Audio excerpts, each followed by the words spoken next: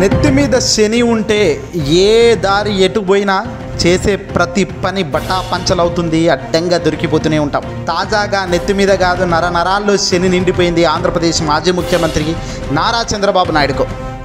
Yes, వేసే ప్రతి ఆలోచన, చేసే ప్రతి నిర్ణయం, వేసే ప్రతి అడుగు మొత్తం ఇందుకే కొలాప్స్ అవుతున్నాయి. తాజాగా ఆంధ్రప్రదేశ్ మాజీ ముఖ్యమంత్రి నారా చంద్రబాబు నాయుడు గారి చీకటి కోణాలన్నీ కూడా పటాపంచలవుతున్నాయి. తాజాగా చంద్రబాబు నాయుడు గారు ఇటీవల చేసిన ఓ చీకటి ఒప్పందాలు, మీటింగ్లు ఇప్పుడు రాజకీయంగా బట్టబయలైపోయాయి. రాజకీయంగా ఇంతకీ అసలు ఏంటి, ఒక్కసారి వివరాలకు వెళ్దాం రండి.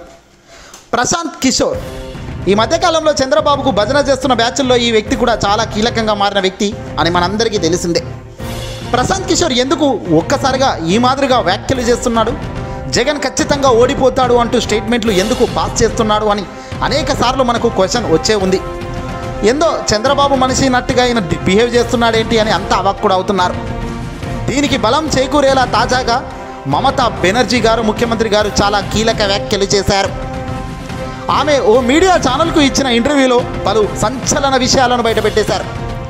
ప్రశాంత్ కిషోర్ కేవలం చంద్రబాబు కోసం పనిచేస్తున్నారని, క్షేత్రస్థాయిలో ఎలాంటి పని చేయకపోయినప్పటికీ చంద్రబాబుకు అనుకూలంగా ప్రకటనలు చేస్తున్నాడని ఆమె వ్యాఖ్యానించారు.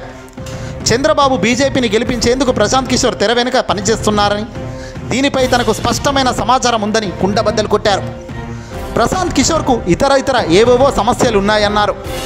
బెంగాల్లో ప్రశాంత్ కిషోర్ టీఎంసీ కోసం పనిచేయడం లేదన్నారు మమతా బెనర్జీ. ప్రశాంత్ కిషోర్ తక్షణ కర్తవ్యం చంద్రబాబు, దేశ ప్రధాని మోదీనే, ఈ ఇద్దరిని కాపాడుకోవడమే అని ఆమె తెలిపారు.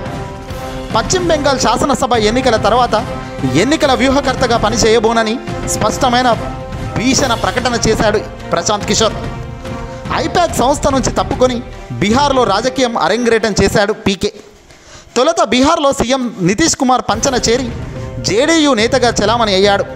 ఆ తర్వాత నితీష్తో విభేదించి సొంత కుంపటి పెట్టుకొని బీహార్లో పాదయాత్ర అంటూ ప్రారంభించాడు వేనిషి. అయినప్పటికీ బీహార్లో ఎలాంటి ప్రభావం చూపలేకపోయాడు.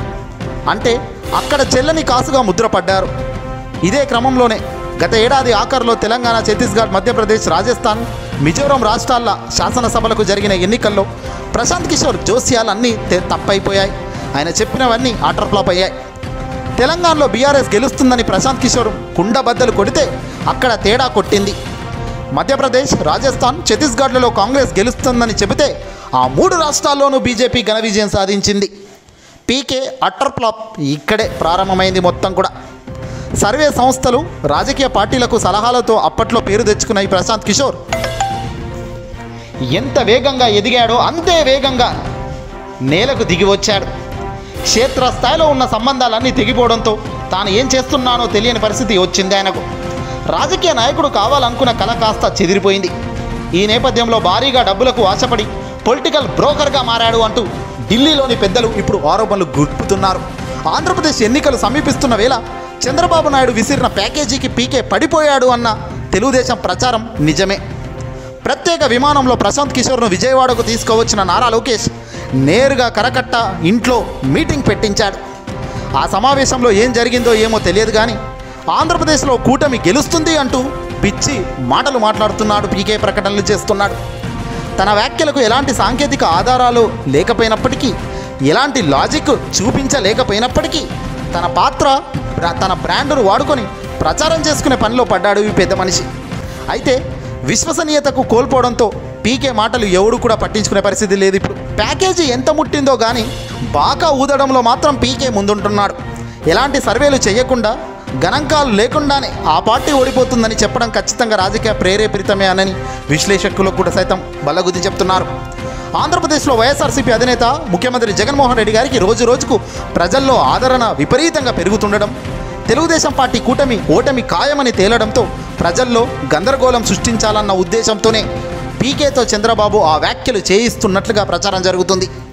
దానికి బలం చేకూరేలా తాజాగా ప్రశాంత్ కిషోర్ అసలు రంగును పశ్చిమ బెంగాల్ ముఖ్యమంత్రి మమతా బెనర్జీ ఈరోజు బయట పెట్టడం పీకే వ్యాఖ్యలు డొల్లాతలమని మరోసారి రుజువైపోయింది. ఏదయ్యా పీకే, ఇంత చేస్తావని ఎవడు అనుకోలేదు, ఇంత నా ప్యాకేజీ కోసం ఏదైనా చిచ్చి అంటున్నారు ప్రజానికం. ఈ వీడియో నచ్చితే లైక్ కొట్టి షేర్ చేయండి.